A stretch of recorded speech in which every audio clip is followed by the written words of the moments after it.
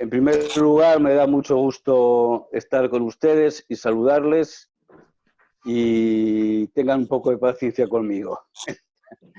Yo, ¿por qué quería hablar en esta sesión de la libertad? Porque me parece que es un tema clave para la teología dogmática, para la teología moral, para la filosofía, para la eclesiología y para la política, para la ética política. Y es un tema que, a mi modo de ver, no recibe generalmente vamos a llamarlo así, en el pensamiento católico, la atención que se merece.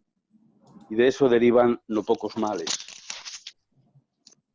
Por eso me parecía interesante el hablar de este tema. Entonces, les quería dar una panorámica de los problemas o de las cuestiones que entraña el problema de la libertad, sobre todo de las cuestiones que habría que resolver bien para que en la teología se le dé más importancia y en la vida de la Iglesia se le dé también más importancia. Entonces, el primer problema que tenemos es la libertad de Dios.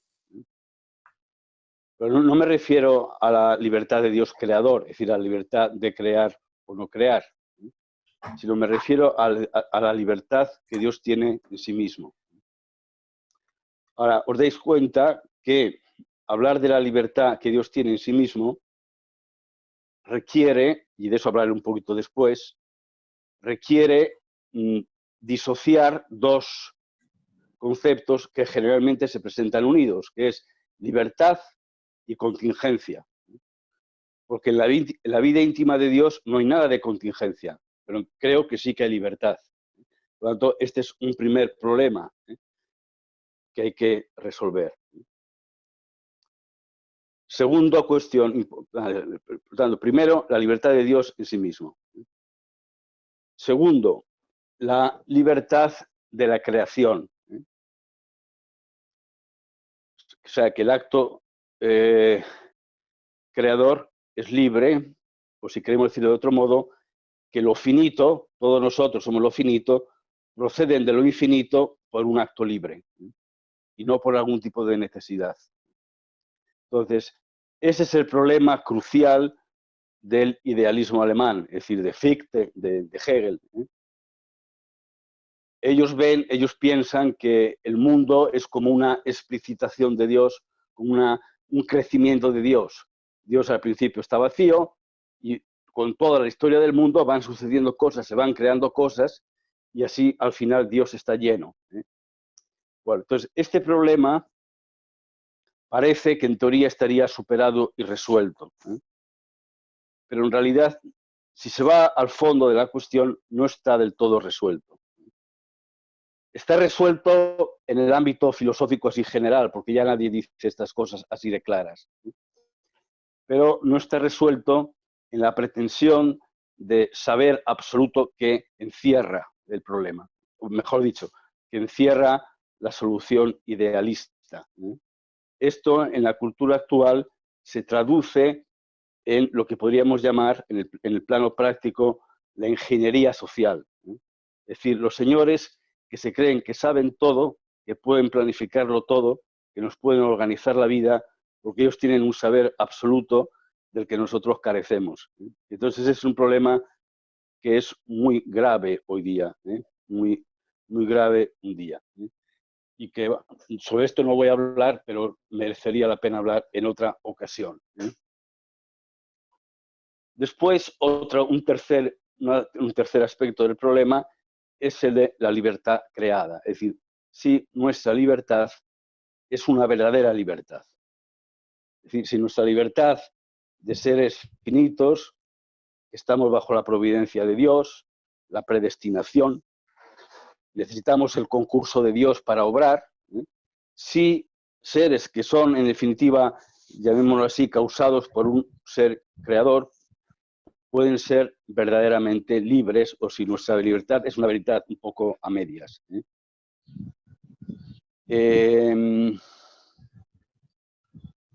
Esto tiene mucha importancia el entenderlo. para la teología moral, porque sin libertad no hay caridad. Cuando sin verdadera libertad no puede haber caridad. Por lo tanto, sin verdadera libertad no podemos unirnos a Dios. No podemos participar en la visión beatífica. Claro, esto es muy importante porque a veces en las exposiciones de la teología de la creación no se da ninguna importancia al hecho de que el hombre ha sido creado libre, ¿no? Que en la teología moral tiene mucha importancia porque sin libertad no hay caridad y la caridad es el motor de la vida moral. Si no hay caridad, todo es un peso. Todas las normas morales, todo es un peso. La caridad es como el motor del coche, y las normas morales son el volante para guiar el movimiento. Si el motor no da movimiento al coche, el coche no anda, entonces tenemos que empujarlo cuesta arriba y todo es un esfuerzo enorme porque falta la caridad. Pero para entender lo que es la caridad hay que entender lo que es la libertad. Luego, la libertad es muy importante para entender el pecado. Si no se entiende el pecado, si no se entiende la libertad, es muy difícil entender lo que es verdaderamente el pecado y se tiende a pensar que el pecado de los hombres, como Dios es misericordioso, pues como un jueguito de niños, al final viene Dios, que es el Padre bueno, y lo arregla todo, borrón y cuenta nueva. Pero eso es un tomar muy poco en serio la libertad humana. Luego también a veces se piensa que Dios va a detener las consecuencias de nuestro obrar libre, y que nosotros hacemos barbaridades, porque no va a pasar nada, porque luego Dios viene y lo arregla todo. Y eso tampoco es verdad. Dios deja que las consecuencias de nuestras decisiones libres se desarrollen en el tiempo. Y por tanto, antes de tomar decisiones, tendríamos que conocer muy bien las cosas. Conocer muy bien las cosas. Y eso es muy importante en el ambiente eclesial, conocer de qué se está hablando. Cuando se habla de economía, o se habla de política, o se habla de estas cosas, hay que saber de qué se está hablando, porque si no podemos propiciar medidas que luego son un auténtico desastre. Y Dios no va a detener la consecuencia de las acciones equivocadas. Eso hay que tenerlo muy en cuenta. Y luego, claro, en el ámbito de la Iglesia, si no se entiende la libertad, pues ya estamos en el clericalismo más completo. Y en el ámbito de la política, pues para qué hablar, ¿no? Estamos acostumbrados a este estado que invade todos los ámbitos y que no nos deja vivir. Aquí sería también muy importante dar más importancia a la libertad. Bueno, esa es una panorámica de los muchísimos ámbitos en los que la libertad es el concepto clave y que habría que resolverlos para el bien nuestro, el bien de la teología y el bien de nuestra vida. Bien, entonces, voy a dar ahora algunas reflexiones sobre el concepto de libertad que nos permitiría, si tuviésemos tiempo, entrar en los demás asuntos que he citado y tratar de darles una buena solución. O sea, a mí me parece que fundamentalmente se presentan dos modos de concebir la libertad, que no son opuestos, en parte son compatibles, pero son diferentes. Entonces, el primer modo de concebir la libertad es identificar la libertad con la elección entre cursos alternativos de acción. Es decir, libertad sería la preferencia, escojo esto otro, elección. Entonces, ¿el planteamiento cuál sería? Sería decir, bueno, nosotros somos seres finitos, que vivimos en un mundo finito, lleno de contingencia, y las más de las veces guiados por un conocimiento imperfecto de la realidad y de nosotros mismos. Por lo tanto, como no estamos seguros de las cosas, y las cosas pueden ser de un modo o de otro, pues lo mejor es que cada uno tenga la posibilidad de elegir lo que le parece mejor y ya está. Bueno, esto es verdad en el plano social, económico, político, pero no es un buen modo de entender la libertad. ¿Por qué? Porque está entendiendo la libertad a la contingencia, está identificando la libertad a la contingencia y al conocimiento imperfecto. Claramente ven que como Dios tiene un conocimiento perfecto, si la libertad está ligada a un conocimiento imperfecto, Dios no tiene libertad. Y esto, por decirlo de otro modo, puede parecer que si nosotros supiésemos qué es con toda certeza, qué es lo mejor, la libertad no tendría sentido. Vamos a poner un ejemplo. Tenemos a Juanito, que está pensando si se casa con Pepita o con Cristina. Entonces, las dos son muy guapas, las dos, muy simpáticas, muy amables. Pero, claro, Juanito se pregunta, claro, yo lo que no sé, ahora lo que no sé es cuando pasen los años, si voy a estar bien con esta o con la otra, ¿no? Porque con el paso de los años el carácter cambia y la gente se vuelve un poquito extraña. Y yo no estoy seguro que con Cristina vaya a estar bien dentro de 30 años o con la otra, entonces estoy dudando, ¿no? Entonces, si alguien le pudiese demostrar con absoluta certeza que con el que va a estar bien toda la vida es con Cristina, entonces se casaría con Cristina y no tiene necesidad de elegir. ¿Para qué elegir? Si ya sé que lo mejor es esto, hago esto. Por lo tanto, este modo de entender la libertad como posibilidad de elegir entre cursos alternativos de acción tiene sus límites, porque está ligado a la contingencia y está ligado al conocimiento imperfecto de la realidad. Por poner otro ejemplo, ahora con esto del coronavirus se dice que va a haber una crisis económica. Entonces, unos economistas dicen, hagamos esto y así nos irá bien. Otros economistas dicen lo contrario. Y como no estamos seguros, pues cada uno puede tener su opinión, ¿no? Ahora, si viniese uno que demostrase con absoluta certeza que si tomamos tales medidas, va a ir fenomenal, vamos a ir todos, vamos a ser ricos, felices, sanos, entonces no tendría mucho sentido la elección, porque ya sabemos que es lo mejor. Luego, otra consecuencia de este modo de entender la libertad es que la libertad sería un poder que tiende a autodestruirse en la medida en que se ejerce. ¿Por qué? Porque en la medida en que se ejerce voy teniendo menos posibilidades de elegir. Antes de casarse uno puede elegir entre casarse con Juanita o con Cristina. Una vez que se casa con una ya no puede casarse con la otra. Y antes de ir a la universidad uno puede elegir si ser arquitecto o ser filósofo. Pero una vez que ya es arquitecto o filósofo, pues ya no podrá hacer la otra cosa, ya no podrá trabajar. Sí, en la medida en que pasa la vida, pues hay menos posibilidad de elección. Entonces, parece que la libertad es un poder que se va autodestruyendo en la medida en que se ejerce. Es decir, la libertad, si entendida, sería un bien que se gasta. Es un bien que se marchita, como se marchita una flor, por muy bonito que sea. Dura un día y después de un día se acaba. Y luego tendríamos que decir que cuando lleguemos al cielo, si Dios nos tiene misericordia de nosotros, y veamos a Dios cara a cara, entonces ya no habría libertad, porque ahí no hay nada que elegir. Por lo tanto, si concebimos así la libertad, ¿qué concluimos? La libertad sería una característica de los seres racionales finitos que viven en un mundo contingente y lleno de incertidumbres, lleno de incerteza. Entonces hay que elegir, porque no nos viene dado. Ahora bien, lo que yo sostengo es que esta concepción no es propia del pensamiento cristiano. El Concilio Vaticano II dice, en la Gaudium et Spes 17, dice que la verdadera libertad es signo eminente de la imagen divina en el hombre.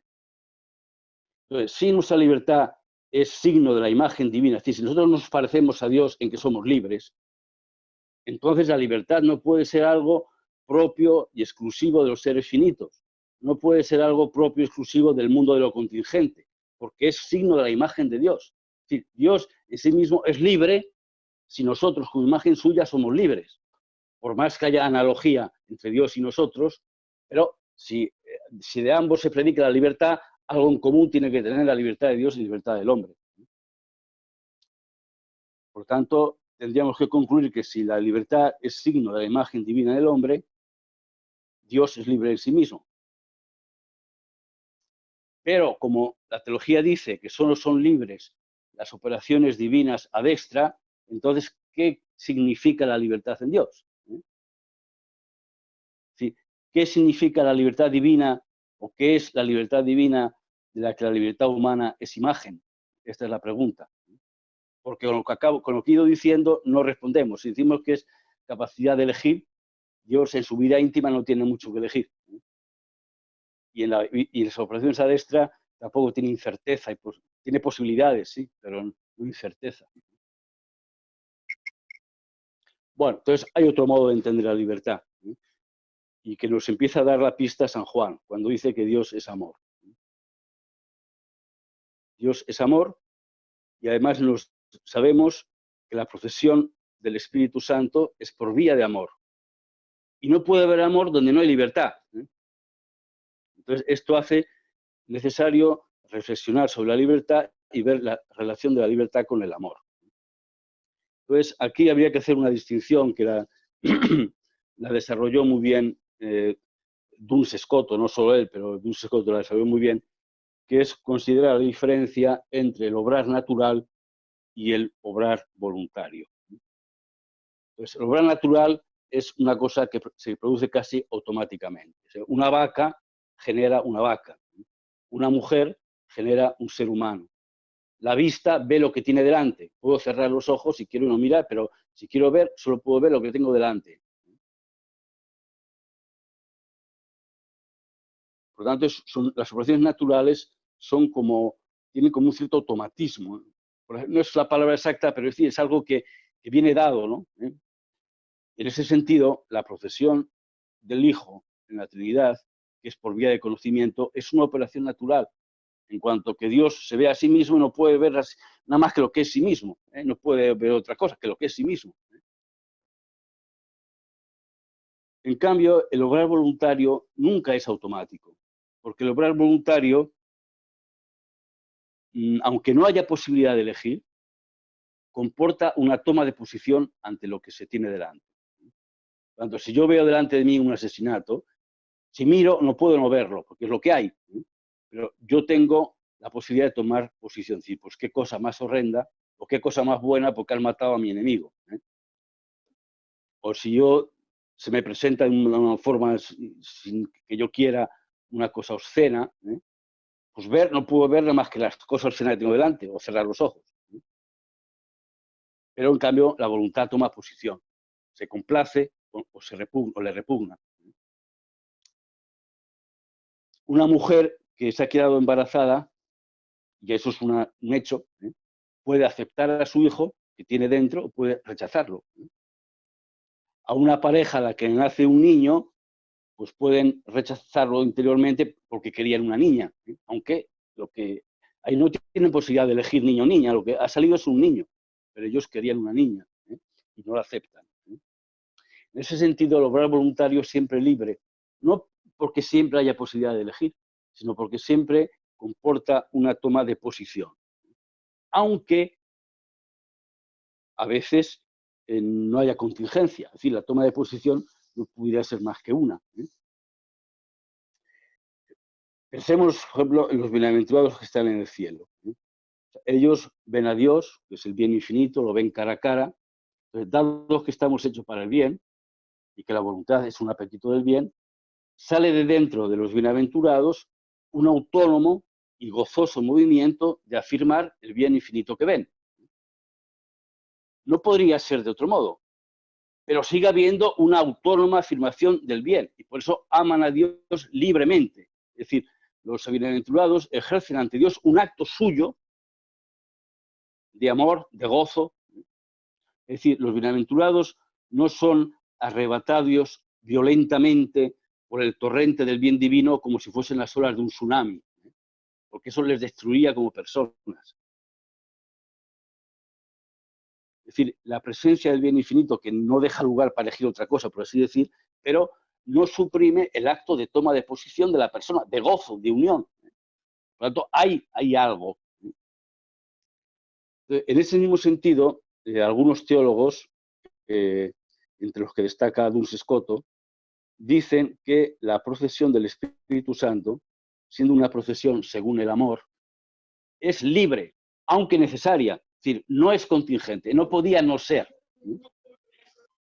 Pero la distinción ¿en qué está? Está en que la generación del Hijo se realiza según el conocimiento. Y es una acción natural, entre comillas. La procesión del Espíritu Santo se realiza según la voluntad y comporta un acto de la voluntad divina de complacencia en el bien divino que el Padre ve en el Hijo y el Hijo en el Padre. Y hay una efusión de amor de ambos, que es el Espíritu Santo. Una efusión de amor entre el Padre y el Hijo. Es una operación voluntaria de Dios y por tanto libre, pero no en el sentido de que sea contingente, sino en el sentido de que el hecho de que no pueda no haber otra cosa no quita que haya un acto de la voluntad de Dios. Hay como si Padre e Hijo se dieran un beso, una efusión de amor, y esa efusión de amor es el Espíritu Santo. Y en ese sentido, Duns Scoto dice, es una operación libre, en el fondo lo que quiere decir es una operación voluntaria, y que como toda operación voluntaria implica un acto que no se suprime porque no haya la posibilidad de elegir otra cosa. O sea, en ese sentido se entiende que Dios es amor, y el amor no puede no ser libre. Y donde está el Espíritu de Dios, ahí hay libertad, dice San Pablo en el 2 de los Corintios. Por tanto, en ese sentido, la libertad humana es la más alta expresión de que estamos hechos a imagen y semejanza de Dios, como dice el Vaticano II, y no una característica de los seres racionales finitos y solo de ellos. Entonces, ¿pero qué es esa libertad? En definitiva, la libertad en la que nosotros nos parecemos a Dios es la posibilidad de afirmar autónomamente el bien porque es bueno y no por otra razón. Y como el Padre afirma el bien que ve el Hijo y el Hijo en el Padre porque es bueno y no por otra razón, nosotros cuando llegamos a hacer eso y afirmemos el bien divino porque es el bien divino, el sumo bien, en eso nos parecemos a Dios. En eso somos imagen de Dios, en tener ese poder. San Anselmo, el que es famoso por el argumento ontológico, tiene una pequeña obrita de 15 páginas, una cosa así, que se llama De Libero Arbitrio, de Libertate Arbitrii, de Libertate Arbitrii, y ahí él se plantea este problema. Dice, aunque haya analogía entre Dios y el hombre, pero si de ambos predicamos la libertad, si predicamos la libertad también de Cristo como persona divina, ¿qué es la libertad humana? O sea, ¿qué es la libertad? Para poder aplicarla a la vez de Dios y de los hombres, y para que en el hombre sea signo de la imagen de Dios. Entonces, San Anselmo al final va a hacer una serie de razonamientos y al final dice así: libertas arbitrii est potestas servandi rectitudinem voluntatis proter ipsam rectitudinem. La libertad es el poder de mantener la rectitud o el valor de la rectitud misma. Dicho en términos más sencillos, de afirmar el bien porque es bueno. Donde se da eso, ahí está en su esencia la libertad.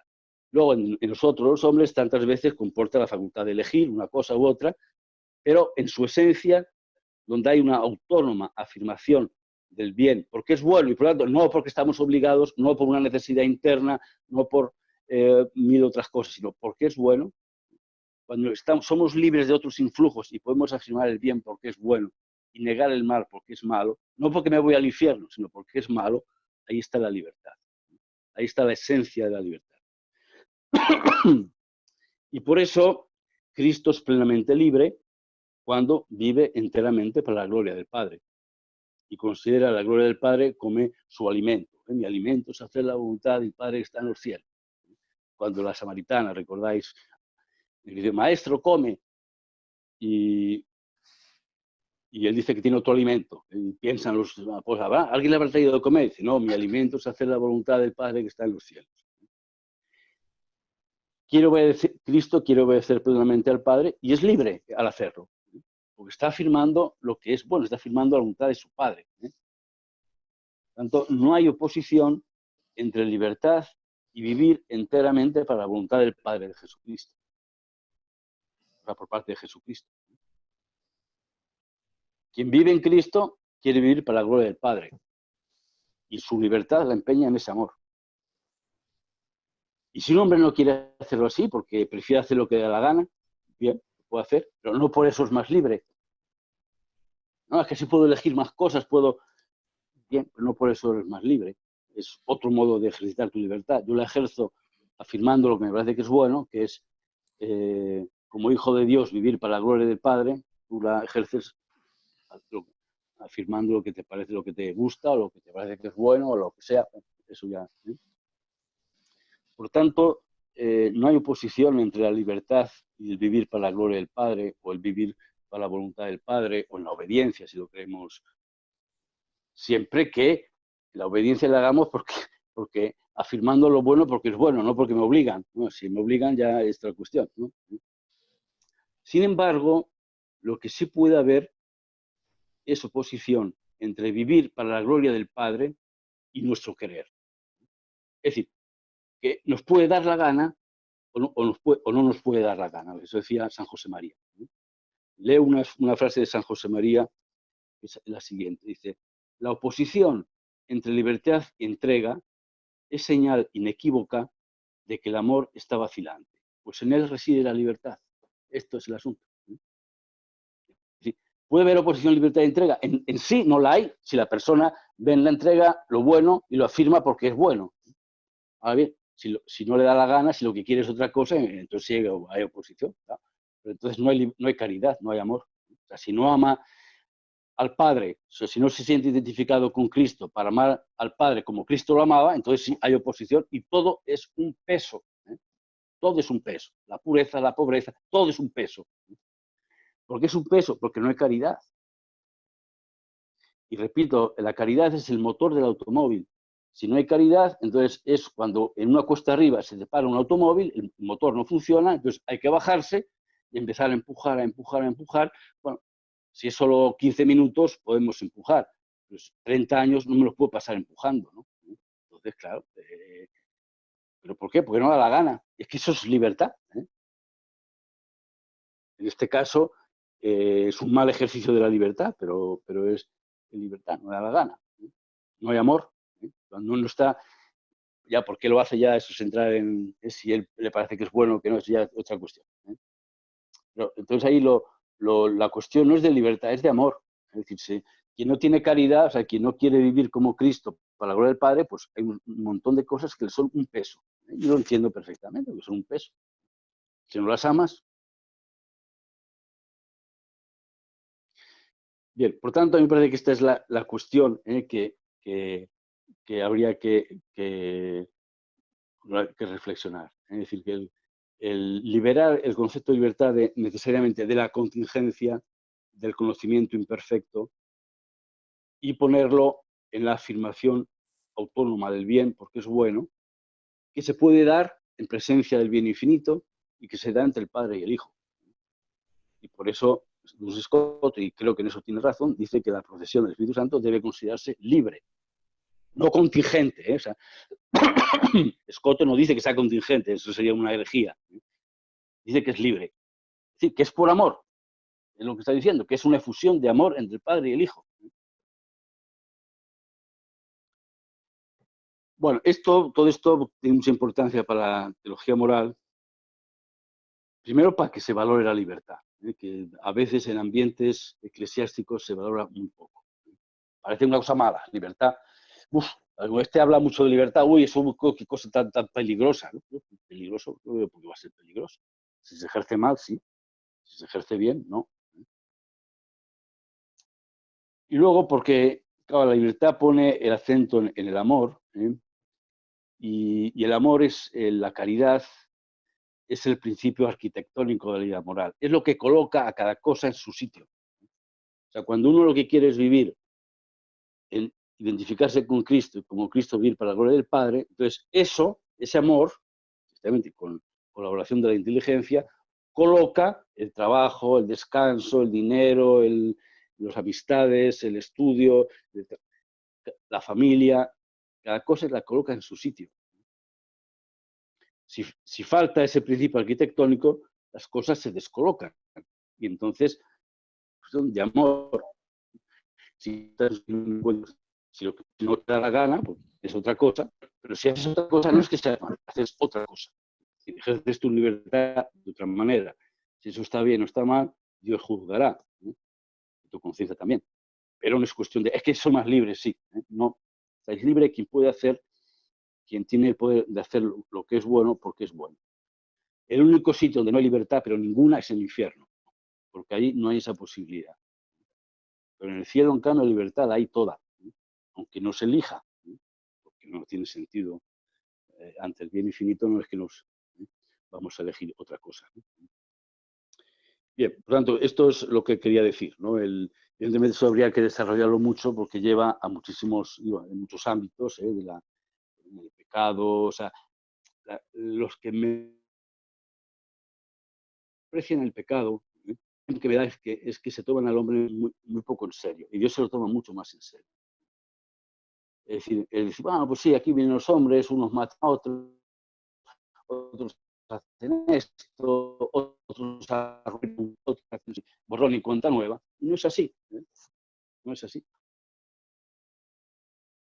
Sea porque al final no habrá borrón y cuenta nueva, sea porque en un cierto sentido de borrón y cuenta nueva, o sea, la redención es, en cierto sentido, un borrón y cuenta nueva, pero el modo en que se realiza la redención con tanto sufrimiento es para que entendamos lo serio que es la cuestión. O sea, lo que le cuesta a Cristo coger a todo el género humano y traerlo desde donde se ve ido, no es un jueguecito de niños. Ah, bueno, sí, ya, o sea, sí, es que estos son, sí, pobrecitos, se matan entre, pero bueno, pues es que son por gente, ¿no? Por gente, no, son gente, son personas libres. Y por lo tanto no se puede jugar con eso, ¿no? Y lo mismo lo claro, en el ámbito de la política, eso ahí ya es tremendo, ¿no? La falta de respeto a la libertad que hay entre unos y otros. Pero bueno, eso ya en eso no quiero entrar porque ya sería una cuestión muy compleja. Lo único que sí ahí se puede notar, señores que se creen que saben perfectamente qué hay que hacer para que todo vaya bien. Y planifican todo y con su planificación no hace más que engendrar un error de una nueva intervención y la cosa va de mal peor. Cuando se dejasen a las personas libres, las cosas serían muchísimo mejor. Porque la libertad nuestra se coordina muy bien con las otras libertades, sin que nos vengan a imponer continuamente las cosas, ¿no? Pero sobre todo el problema es que esos señores que creen que saben tanto, no saben tanto, ¿no? Es decir, no saben en realidad cómo arreglar las cosas. Y quizá no las entienden, o las entienden no mejor de lo que se entiendo yo. Y por lo tanto no tienen ninguna autoridad, ningún conocimiento que les permita imponer como continuamente están imponiendo. Como si lo supiesen todo, como si tuviesen la certeza absoluta de que haciendo lo que ellos dicen las cosas van a ir muy bien. Y la experiencia demuestra que no es así. Porque ni ellos, ni yo, ni ninguno de nosotros sabe lo suficiente.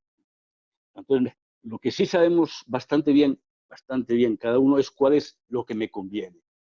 Por eso, si me dejan libre, pues yo voy a hacer lo que me conviene y como soy una buena persona, me doy cuenta de lo que conviene a los demás y respetaré que los demás hagan lo que les conviene y así nos coordinamos entre nosotros.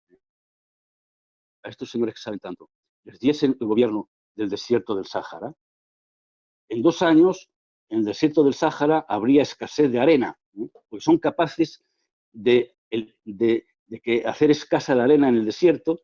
Si les dan el gobierno del mar, en el mar faltará agua, porque ellos se creen que saben cómo gobernar el mar y no lo saben. Por lo tanto, que nos dejen en paz. Eso es lo que habría que decirles. Por favor, dejarnos en paz y respetar nuestra santa libertad. Pero bueno, este ya es un discurso un poco más complejo y no debería haberme metido en él, pero ya que me he metido estoy. Muy bien, pues ya con esto he acabado y todas las preguntas que queráis hacer, las podéis hacer. Bien, la pregunta es si la moral se puede fundamentar en la libertad. Sí, sí, la respuesta es que el fundamento de la moral es la caridad, pero la caridad no se puede entender sin libertad. O sea, si el hombre no es libre, no puede tener verdadera caridad. Por lo tanto, la libertad es un presupuesto. La caridad es una libertad bien ejercida en correspondencia a la gracia, etc. Pero desde luego, si no hay libertad, no puede haber caridad. Pero el fundamento es la caridad. Lo dice el mismo San Pablo, la caridad es el vínculo de la perfección. Una pregunta, ¿se podría decir que además de la inteligencia y la voluntad, la persona se puede definir como un ser libre? O sea, además de que el hombre es un ser que tiene inteligencia o que es inteligente, que tiene voluntad, es un ser libre. Gracias. Sí, sí, sí, se puede decir, aunque en realidad yo pienso que la voluntad es por necesidad libre, ¿eh? O sea, que es casi decir lo mismo, pero sí, sí se puede, quizás se pueda ser una buena definición decir que el hombre es un ser libre, ¿eh? Y que en esa libertad radica, que presupone una inteligencia, una voluntad, en esa libertad radica en buena parte que sea imagen y semejanza de Dios, ¿eh? Que puede amar como Dios ama. Sí. La pregunta era, pues yo la redacté, si se podría decir que un acto de verdadero amor de una persona humana es un acto que trasciende la limitación humana y es de algún modo semejante a una acción divina. Pues quizás sí, ¿eh? O sea, en el sentido siguiente de que la libertad humana tiene una característica, y es que, o sea, nosotros, todo nuestro hogar está en un contexto relativo, ¿no? ¿Por qué? Porque somos seres que dependemos de Dios para existir, dependemos de Dios para todo, ¿eh? Pero entonces lo curioso o lo interesante es que en un contexto de relatividad haya un momento absoluto, y ese es el acto de libertad. O sea, que el acto de libertad es, es algo absoluto en un contexto relativo, y eso es lo difícil de entender. Pero hay un ámbito absoluto dentro del contexto relativo, que es el contexto de la ayuda de Dios, de la gracia, de la dependencia de Dios, y por eso también se entiende que un acto de libertad pueda merecer el cielo y pueda merecer el infierno, ¿eh? Que es una cosa muy absoluta, porque ese es el misterio de la libertad humana, o sea, que es una dimensión absoluta dentro de un contexto de dependencia relativa. Pero yo pienso que lo hay, ¿eh? Y en ese sentido, se podría decir lo que tú dices, ¿eh? Buenas tardes. Buenas. Yo quería preguntarle esta cuestión. Hoy la gente confunde la libertad con hacer o elegir cosas que le gustan, aunque estas cosas no sean buenas en sí mismas. Entonces, ¿cómo inculcar en la gente la actitud para que no vean el bien como un peso o como una carga pesada? Gracias. Bueno, es que a mí lo que me parece es que el bien es un peso si a uno no le da la gana hacerlo. Y para que te dé la gana hacerlo, tienes que amar. O sea, que solo, o sea, o sea, solo para la persona para el cristiano que quiere identificarse con Cristo, la voluntad del Padre le es buena y le es agradable, pero si no lo quiere hacer, pues es un peso. O sea, es que realmente es un peso, ¿eh? O sea, repito, es como empujar un coche cuesta arriba, un coche que tiene el motor parado, ¿eh? Entonces, el problema no es tanto de la gente que a decirle haz esto, haz aquello, sino que lo que hay que enseñar es amar a Cristo, ¿no? Hacerle que se encuentre con Cristo para que lo ame. Porque si no lo ama, va a ser un peso, ¿eh? Eso es inevitable. A mí me parece que es inevitable, ¿eh? Evidentemente hay luces, la ley natural que te dice, hombre, esto es bueno, bien, pero eso vale hasta cierto punto. Hasta cierto punto, porque si no se ama, o sea, si a uno no le da la gana hacerlo, es un peso. Entonces, dar la gana, ¿qué quiere decir? Querer hacerlo. ¿Y por qué lo quiere hacer? Pues porque ama el bien que ven, o sea, porque ve como Cristo, como dice San Pedro, ¿no? Si yo he venido al mundo para que en definitiva eso es, sí, se llega hasta un cierto punto, hasta uno llegará más, otro llegará menos, pero al final siempre pues hay cosas que son un peso, ¿eh? Eso me parece que negarlo no es negar la evidencia. Por lo tanto, ¿qué hay que hacer? ¿Qué es lo que conviene hacer? Pues ver cómo se consigue que estos chicos o estas chicas conozcan a Cristo. Si no lo aman, pues les va a ser un peso. Mi pregunta, mi petición, soy de El Salvador, don Ángel, es cómo meter el tema de la formación en las virtudes para ayudarle a la gente a crecer en verdadera libertad en su actuar. Sí, ahí yo lo que diría es otra cuestión, y es que Para formar virtudes, o sea, la formación de virtudes solo se logra mediante actos libres. Por lo tanto, los actos que la gente tiene que hacer para hacerse virtuosa han de ser libres. Y por lo tanto, motivados, entendidos, aunque al principio siempre, hombre, un poquito de ayuda hace falta, ¿no? Pero si no los actos con los que uno se forma no son libres, pues no se adquieren virtudes. Es decir, con actos obligados no se adquieren virtudes, o se adquieren con mucha dificultad. Entonces, ahí la cuestión es el cómo formar a la gente sin quitarle la libertad, sino enseñándole a comprenderla y a administrarla y a ejercerla bien, y ayudándoles con el conocimiento, ¿no?, de las cosas. Pero lo que la gente hace forzada no le forma. Aunque digo, al principio un poquito de fuerza hace falta, sí, un poquito, todos necesitamos un empujoncito, pero solo un empujoncito. Porque si la persona no ejercita libremente ciertos actos, cuando cambia de contexto y no tiene ciertos límites, pues luego se desvía, ¿no? Entonces, lo importante es conseguir que la gente en el formarse sea libre y se sienta libre. Lo cual no quiere decir que haga lo que dé la gana, sino que entienda las cosas y se le expliquen y se le respete también su libertad y su tiempo y a las personas que son lentas para entender, pues bueno, son lentas, hay que respetarles, ¿no? Y yo lo veo así. ¿Cómo explicar la dificultad tan extendida hoy por hoy, sobre todo entre la gente joven, para entender la relación entre la libertad y la verdad? Bueno, es el entender que la verdad os hará libres, pero para entender que la verdad os hará libres hace falta muchas cosas.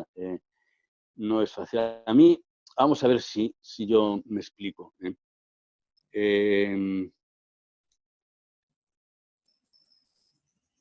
Pedagógicamente, a mí me parece que no es bueno empezar a hablar de libertad y verdad, porque es la impresión de que se habla de la libertad con boca pequeña, y dice, bueno, sí, libertad, pero en la verdad. Libertad hay que afirmarla siempre, porque Dios nos la da. Es decir, Dios no nos impide pecar. Cuando Dios nos da la libertad plenamente. Y a la persona, cuando se la enseña o se le dicen, tiene que ver que se está respetando su libertad. O sea, que a la vez se le enriquece su conocimiento. Pero no empezar siempre, bueno, sí, libertad, sí, pero en la verdad, no, es que yo soy libre. Sí, siempre que sea porque pedagógicamente no es bueno. Es mucho mejor, a mí por lo menos me gusta mucho más el hacer ver a las personas que, bien, libertad, libertad. ¿Qué vas a hacer? Esto. Te anuncio cuáles van a ser las consecuencias. Porque ahí es donde las personas les gusta mucho reivindicar la libertad, pero luego no quieren aceptar las consecuencias de sus acciones libres. Y quieren que Dios arregle las consecuencias de sus acciones libres. Entonces, lo que hay que hacer entender a las personas es, si tú haces esto, o sea, si tú pones la mano en el fuego, te vas a quemar. Cuando te quemes, no digas a Dios que te quite la quemadura, pues no te la va a quitar. Entonces, hay muchas personas que lo que hago es contarles ejemplos de lo que sucede cuando se obra en un cierto modo. Tú, niña, quieres ir con este niño que en cuanto tú le hablas de la posibilidad del matrimonio sobre las espaldas y tratando de casarse a los 38 años a ver si encontraba a alguien y podía tener una familia. Eso es a lo que el modo que tú estás obrando te lleva a eso. Bien, José Luis. Y luego no le pidas a Dios ayuda de que, ¿por qué tú quieres agua? O sea, hay una cosa en el libro del Sirácida, hay una cosa que tenía escrita aquí, que dice lo siguiente. Dice, él fue quien al principio hizo al hombre y le dejó en manos de su propio albedrío. Si tú quieres, guardarás los mandamientos para permanecer fiel a su beneplácito. Él te ha puesto delante fuego y agua. A donde quieras puedes llevar tu mano. Ante los hombres está la vida y la muerte. Lo que prefiera cada uno se le dará. Ese es el punto. Lo que tú prefieras se te dará. Lo que tú estás prefiriendo, si vas por ese camino, es esto. Y luego no vengas a decir que sí, Dios te perdona, de luego te perdona, pero no te arregla la situación. O sea, una de las cosas ejemplos que más me sirven para que la gente entienda, porque la gente siempre está entiende, bueno, es que esto es un mandamiento, si no lo hago es pecado, pero hay algunas elecciones en la vida en las que no hay un pecado propiamente, pero que son determinantes y que luego pueden ser causa de mucha felicidad o de mucho pecado, Por ejemplo, el matrimonio. ¿Con quién te casas? Bueno, yo es que cuando me casé tenía buena intención, yo quería que amaba a esta chica y quería hacer una familia cristiana. Sí, pero te equivocaste. O sea, tú con esa chica no puedes vivir. Te has equivocado y vas a ser un desgraciado toda tu vida. Eso no hay quien te lo arregle ya. O una persona que se hace religioso y a los 8 años, después de haber hecho la profesión solemne, se da cuenta de que ese no es su camino, de que él no... Bueno, pues estás equivocado. Bueno, pero yo lo hice, creí que era la voluntad de Dios, y además mi director espiritual me dijo que si no seguía ese camino me iba a ir al infierno porque rechazaba la vocación divina. Bueno, pues ayer tu director espiritual, pero te has equivocado. O sea, eso es lo que en términos técnicos se llama un acto imprudente. Un acto imprudente. Y hay muchas elecciones de este tipo en las que ahí es donde hay que enseñar lo que es la prudencia, no tanto si cumplo el mandamiento o no lo cumplo, sino en ese tipo de elecciones, elección de cónyuge, elección de vocación o la vocación que uno tiene, elección de carrera de estudios universitarios, porque son elecciones que requieren muchísima prudencia y ahí es donde se ve probablemente las virtudes. Y de la persona virtuosa es prudente y el prudente no se equivoca, por definición. O sea, el acto equivocado es siempre imprudente. Y ahí es donde ese es el punto clave.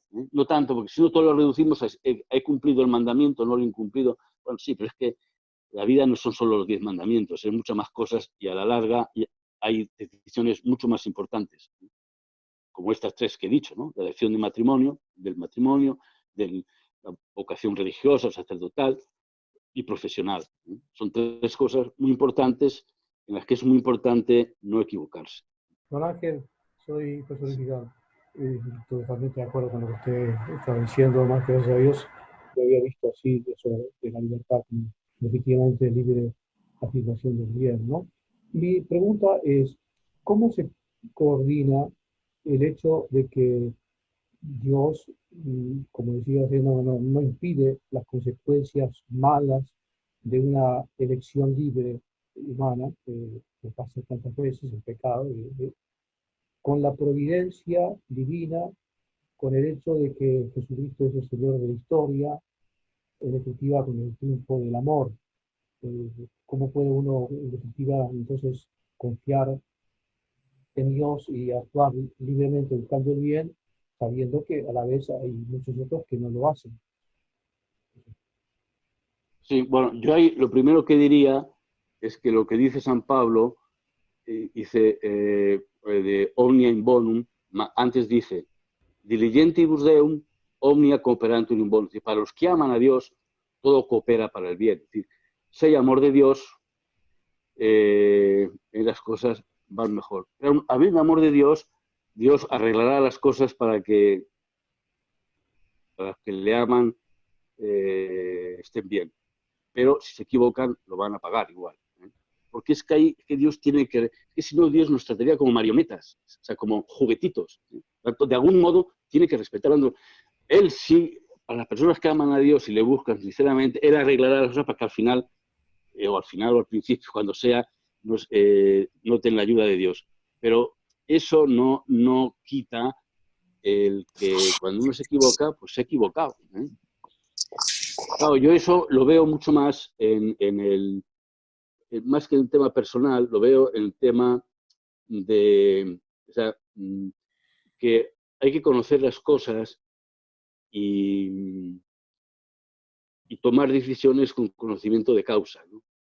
Porque, o sea, en el mundo clerical hay gente que se cree que uno va al desierto del Sáhara, echa agua bendita, reza 3 Padres Nuestros y aquello florece como si fuese la Amazonia. Y eso no es así. Es decir, que para que haya fecundidad en el desierto del Sáhara, eso hay que saber una serie de ciencias, y lo mismo sucede con la economía, lo mismo sucede con la política. Si no, se dan recetas que producen más pobreza, más violencia, aunque se hacían con la intención de... O sea, en definitiva, ahí lo que es el gran peligro que se corre, sobre todo en la ética social, es de pensar que un fin bueno justifica medios malos. O sea, medios malos no medios con mala intención, sino medios ineficaces, o sea, medios que arruinan un país. Sí, pero lo han hecho con la buena voluntad de fomentar la igualdad. Sí, me parece muy bien, pero los medios son equivocados. Y con eso lo único que haces es arruinar el país. O sea, hay recetas, de las que yo oigo hablar ahora, que vienen a ser como si en un país nosotros lo llenásemos de pequeñas hogueras, no sé si hogueras es donde fuego, ¿no? Y el fuego, en vez de alimentarlo con leña o con petróleo, lo alimentásemos con billetes de $100. Bueno, eso no hay país que lo aguante, ¿eh? O sea, no podemos alimentar las calderas de la calefacción de un país en vez de con madera o con petróleo, con billetes de $100. Eso es insoportable para cualquier país. Y lo lleva, aunque los que proponen eso lo hacen con buena intención, o sea, que conste, pero toman un medio equivocado que lo van a pagar. O sea, ahí sí que Dios no te dice, no, ahora yo arreglo no las reglas. Lo que tienes que hacer es, antes de decidir, enterarte de las cosas bien, y no funcionar ideológicamente. Y entonces, entérate cómo funcionan las cosas y después hablamos, ¿no? Por si uno se equivoca, y aunque sea con buena intención, pues lo va a pagar. Y creo que eso es el mínimo de respeto que Dios nos puede tener. Porque claro, si nosotros alimentamos las hogueras con billetes de $100 y cada vez somos todos más ricos, bueno, entonces que esto es el paraíso terrenal, ¿no? El paraíso terrenal. ¿Usted considera que dentro de la Iglesia hoy día nos falta libertad? ¿En qué ámbitos principalmente y en qué sentido principalmente? Muchas gracias. Bueno, la pregunta es un poquito compleja, ¿eh? Entonces, probablemente libertad falte, ¿eh? Yo lo he experimentado sobre mis espaldas alguna vez. Pero, si crees que diga una cosa solo, diré, muchas personas ven que la libertad de las personas es un problema. Y cuando, sin embargo, la libertad es la solución. O sea, muchas personas ven que dejar libertad en el terreno económico, social, político, es un problema. Y no, que es causa de desigualdad, de pobreza, de malestar, de violencia. Y sin embargo, la libertad sería la verdadera solución. Eso es una cosa. Podría decir otras muchas más, pero es un tema delicado y prefiero quedarme en esta. Muy bien. Pues muchísimas gracias, don Ángel, por su exposición. Se lo agradecemos mucho. Estamos aquí sacerdotes de toda América y vamos a pasar ya para terminar a la Villa de Guadalupe para rezar juntos esa oración que el Papa nos ha invitado a rezar en el mes de mayo. En un momento vamos a ir para allá. Rezar oración a María. Oh María, tú resplandeces siempre en nuestro camino, como un signo de salvación y esperanza. A ti nos encomendamos. Salud de los enfermos, que al pie de la cruz fuiste asociada al dolor de Jesús, manteniendo firme tu fe.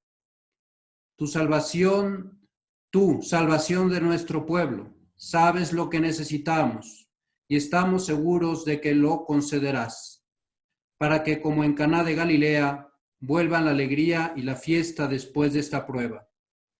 Ayúdanos, Madre del Divino Amor, a conformarnos a la voluntad del Padre y a hacer lo que Jesús nos dirá. Él que tomó nuestro sufrimiento sobre sí mismo y se cargó de nuestros dolores para guiarnos a través de la cruz, a la alegría de la resurrección. Amén. Bajo tu amparo nos acogemos, Santa Madre de Dios.